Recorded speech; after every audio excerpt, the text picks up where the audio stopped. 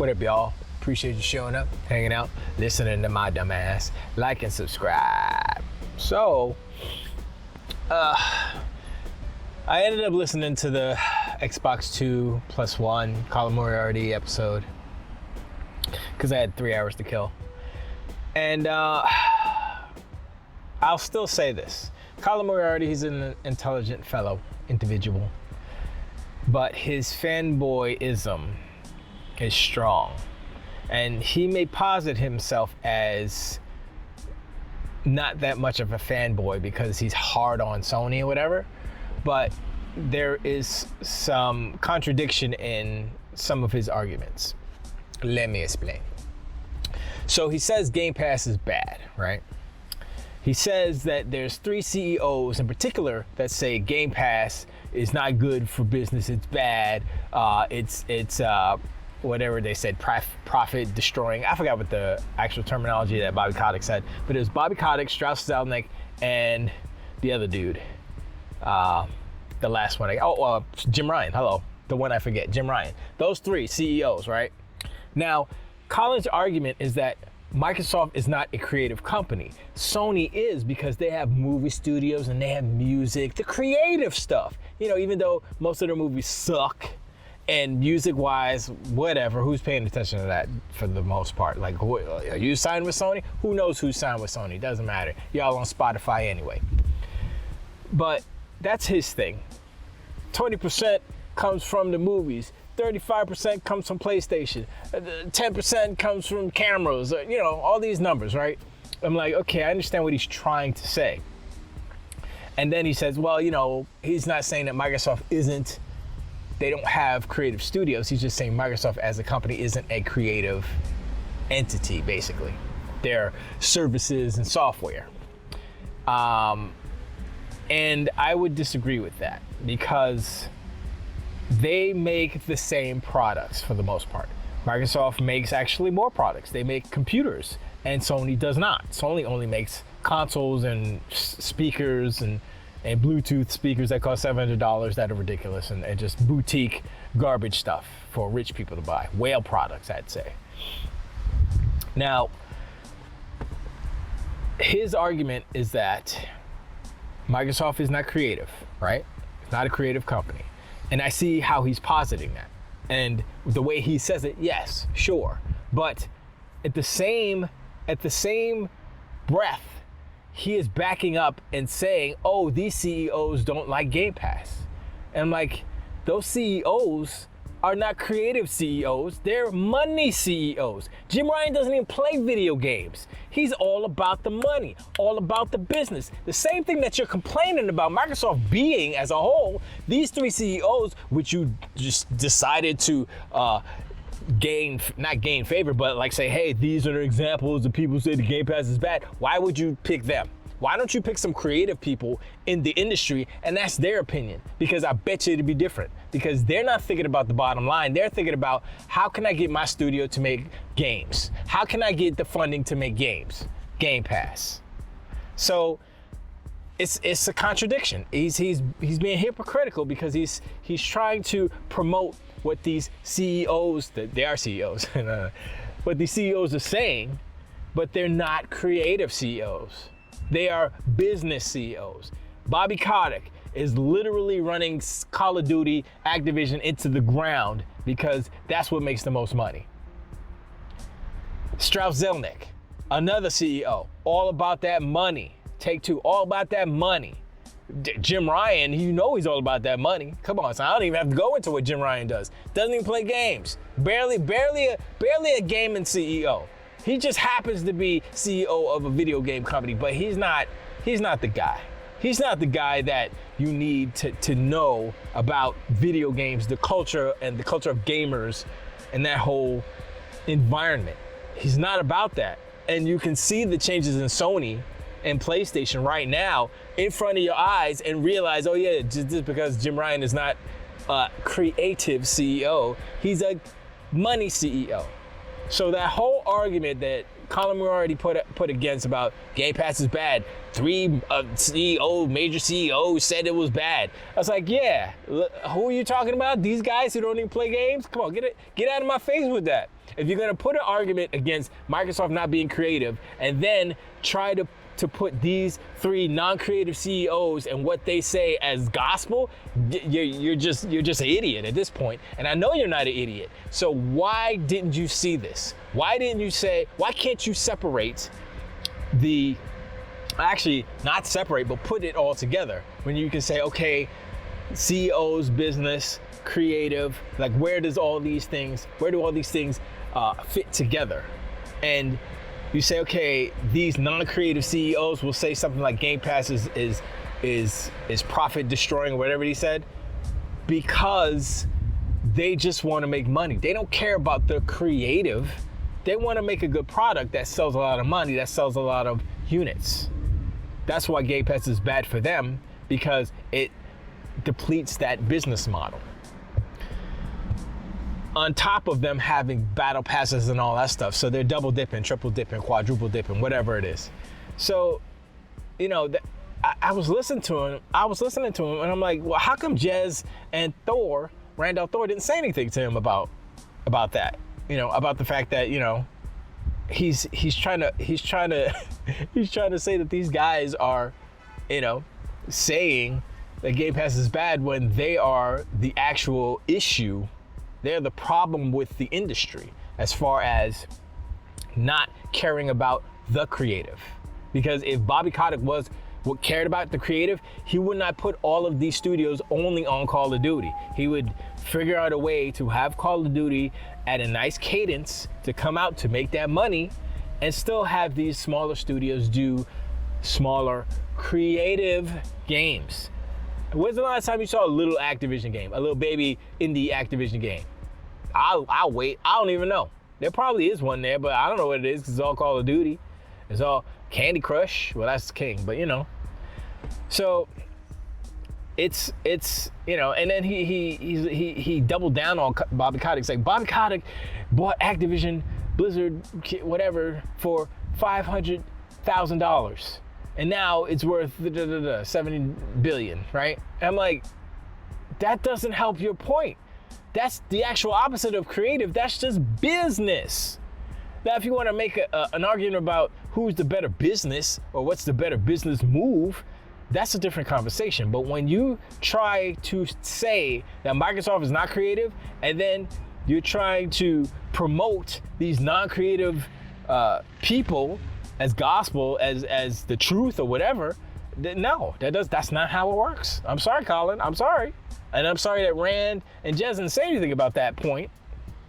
But, you know, it was a civil conversation. They weren't arguing or anything, so it was all good. But that was the one thing that I took away from that. Like, everything else was like, whatever. That's, yeah, sure, you know.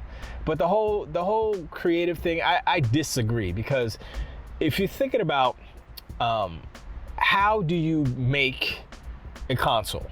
How do you build a console? How do you engineer all these things? Now, I would say engineering in itself is an art form, because you have to figure out the most efficient way to put all these components together, right? Has to fit in a specific form factor. Then you have your industrial artists, the industrial designers out there to actually make the console look beautiful, which Sony failed at this generation. So the creative company over there is making hot garbage looking stuff for your living room. So like, you can say that Sony's creative, but I think they're failing on their creativeness. Because look, if we can go away from video games and we can go back to movies, Lord & Miller and Marvel are the two things that are keeping Sony Pictures in business right now, because everything else that they're putting out is hot trash. I watched Morbius recently. Oh my gosh, that was such a bad movie. I was like, oh man. I was like, I knew it wasn't gonna be good, but wow, why? And now I'm looking at the trailer for Kraven the Hunter. I'm like, what is this? Sony is that creatively bankrupt that they are so desperate that they need to make these movies in order to keep the license, the Spider-Man license, the Spider-Man Universe license. And I'm like, they're just putting out trash. This might as well be the first Fantastic Four movie by Chroma, whatever they, you know, back in the 80s. That's what Sony's putting out right now. It looks a little better, but it's the same thing. It's garbage. This is like the Fantastic Four movie that, I mean, that's not Sony, but still, you put out trash to keep the license. I'm like, nah, man, nah. So you can say that they're creative, but you also have to look at what that creativity has brought them, right? So how big is Sony? Sony's not that big. They're not as big as they should be for as long as they've been in the business. They should be Microsoft size right now. They should be one of the top, if not the top, companies as far as just in total, because they've been in the business decades longer than Microsoft. And Microsoft came in, swoop, and just it started wrecking shop. Grew so fast, still growing. How many times bigger is Microsoft than Sony? And they're not creative. So, you know, Sony has like, you know, banking and all this other stuff that's not creative, that makes them the most money. So his argument is hot trash garbage. He's still a smart dude. I'm not gonna take that away from him. He's super intelligent, but his fanboyism is blinding him, and he's figuring out ways to try to have arguments that don't make sense. Not totally, not effectively. I'm like, how? Like I said, that whole creative is that's buzzwords. That's like that organic stuff that he started back in the day. Oh, Sony buys it organically. And now he's mad because Sony literally hired someone for non-organic acquisitions. They literally said, yeah, this is the chief of non-organic acquisitions. But I'm like, wow, that's how bad it is over at PlayStation, that the king pony, Colin, is distraught because of the non-organic acquisition position that has opened up and been filled. That's hilarious. And he's against acquisitions. And I said this before, I mean, capitalism is acquisitions. People make companies in order to sell them. Elon Musk made PayPal, not to have it forever, but to sell it, and he did, and now he's one of the richest dudes on the planet, you know? So I don't understand. I don't get where his ideas come from, or how he feels that not having consolidation in this type of environment, in this market. This is a global market. If American companies don't participate in this consolidation venue or practice, guess what's going to happen? China is going to buy everything. Saudi Arabia, savvy, they're going to buy everything. And then what, Colin? You like America, you like American history. There will be no America because we'll be owned by China, because you don't think consolidation is good. So guess what? If you had your way, Colin, you'd be like, no American companies, consolidation. And then you have no jurisdiction over China and Saudi Arabia, so they'll buy up everything. And then guess what? That's worse. That's worse. Saudi Arabia or China buying Activision Blizzard King is worse than Microsoft. Okay? For the American economy, and just for, I don't know, morale? I don't know, what do you want to call it? And for the balance of power also, you want to keep American companies American, right? Don't you? I mean, I don't know. I'm not as much of a history buff as you are, Colin. I'm talking to Colin now. But all I'm saying is that very intelligent, but he is misguided in his fanboy. I think his fanboyism is blinding him in a way, in a particular way, that it is causing him to try to make these arguments that are not exactly on the up and up. They're antithetic, they're contradictional. And I mean, that's really all I took away from that conversation. I really don't, I mean, to his credit, he doesn't want Sony to do the same thing that Microsoft is doing, but they are, because this is the nature of the business. And the thing is that he's all about creativity and organic and all that stuff, but the fact of the matter, and here's the thing, here's why he's a super donkey unicorn, because he has no problem with Sony buying exclusive content, buying third-party exclusive content. And he says, well, Microsoft did it in the past, and they stopped.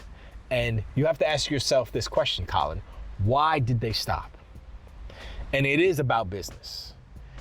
If you think about it, paying Activision, Blizzard, King, whatever, $10 billion or probably more for the exclusive rights to market Call of Duty and all the stuff and have a couple of DLC stuff and blah, blah, blah, right? Is more expensive than buying them outright, because when you buy them, you incur all their debts, but you also incur all their potential profits. And they make mad money. If Sony's making $1.5 billion off of the 20% that they're getting from Call of Duty, imagine what Microsoft will make from the 80 or 70%. Come on, son. It's like $7.5 billion or something. I think that's more better. They will make their money back in about 10 years. Less than 10 years. Actually, it's funny they did a 10-year deal. So when the 10-year deal is up, and that's just on the sales of that off of PlayStation. That's only the PlayStation sales of Call of Duty based off of the last numbers. So take into account their Xbox numbers, PC numbers, all the other things. They'll make that money in a couple of years. The fact that they have already made that money back, like they were already profitable as far as Microsoft as a whole. They've already made $70.72 billion or whatever this fiscal, I think it was this quarter or this year or whatever. So they've already made that money back that they spent on Activision Blizzard, but that's not the point.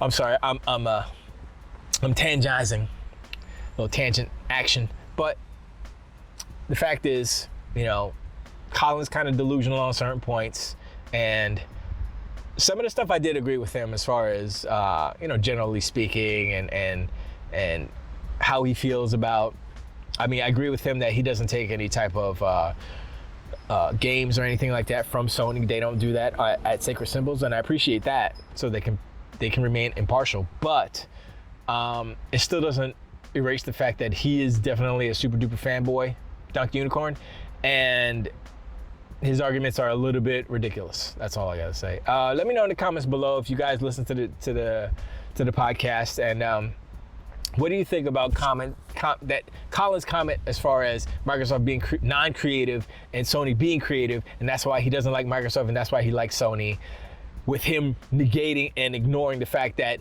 the three CEOs that he had quoted or shared the sentiment of as far as Game Pass being bad are not creative as well, blah, blah, blah. I just went through that. My bad. But anyway, appreciate you coming. Like and subscribe. And I'll see you on the next one. Tilt the way.